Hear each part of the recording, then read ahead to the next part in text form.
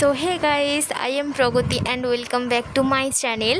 আজকে আমি সকাল থেকে ভিডিওটা স্টার্ট করছি, তাই সবাইকে আগে বলে দিই গুড মর্নিং। তোমরা সবাই কেমন আছো? আশা করি খুব ভালো আছো, আর আমিও ভালো আছি। তো চলো আজকের ভিডিওটা আমি এখান থেকে স্টার্ট করছি, পুরোটা দেখতে থাকো। আমি ফার্স্টে এসেছিলাম ঘাটে তোমাদেরকে একটা জিনিস দেখানোর জন্য। তো চলো দেখাই। কালকে হচ্ছে বোন এই কুলের গোছাটা নিয়ে এসেছিলো, তার মধ্যে না এই কটাই মাত্র কুল পেকেছে।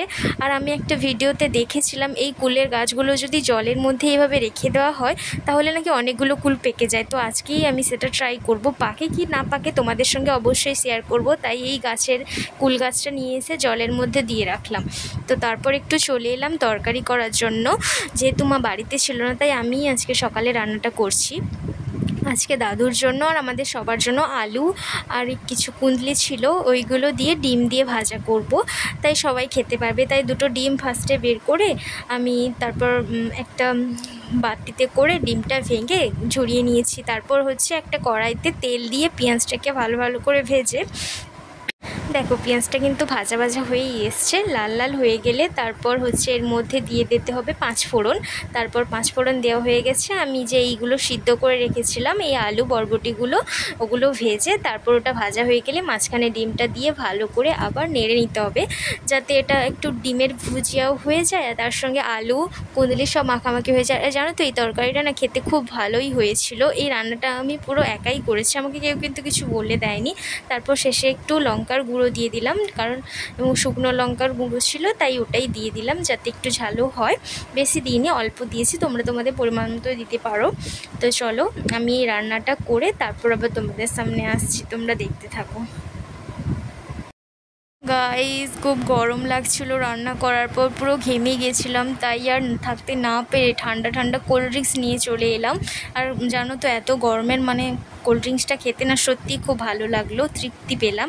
তো তারপর যখন আমি বাইরে গিয়ে দেখি আমাদের বাড়িতে না মাছ ধরা হয়েছে। এই যে দেখো, এই মাছটার নাম আমি ঠিক জানি না, তোমরা যদি জানো তাহলে কমেন্ট করে অবশ্যই বলো। আর এই মাছটা আমাদের পুকুরে ধরা হয়েছিল। আর এই যে দেখছো পিসিমণি, আজকে পিসিমণি মাছটা কেটেছে।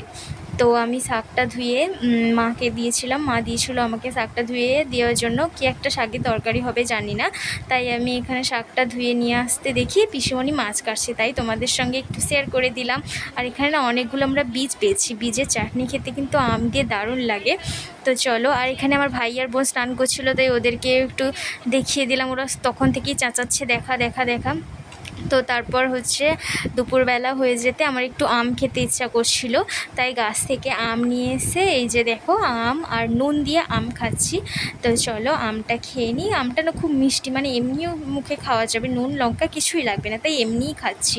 তো তারপর স্নান ফান করে একদম চলে এসেছি খাওয়ার জন্য। তো আজকের মেনুটা তোমরা একটু দেখে নাও, চলো আমি আর বলছি না কিছু, তোমরা জাস্ট একটু দেখে নাও। তার এটা হচ্ছিলো আমার দাদুর থালা, দাদু খাচ্ছিল, ওটাই তোমাদের দেখালাম।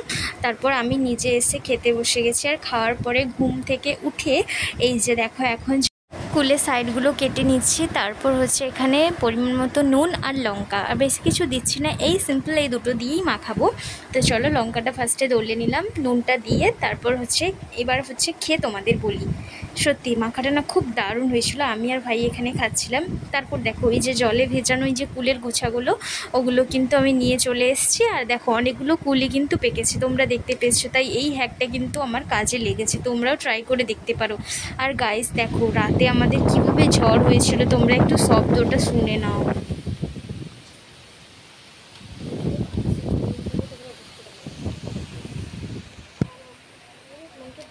গাইস তোমরা দেখলে ঝড়টা, আর আমাদের কারেন্ট নেই তাই আর ভিডিও করতে পারছি না, এই ফোনের ফ্ল্যাশ জ্বালিয়ে ভিডিও করতে হচ্ছে। তো চলো আমার ভিডিওটা এই পর্যন্ত, আর বেশি কিছু দেখাতে পারছি না, কারেন্ট নেই। চলো নেক্সট ভিডিও নিয়ে তাড়াতাড়ি আসছি, বাই।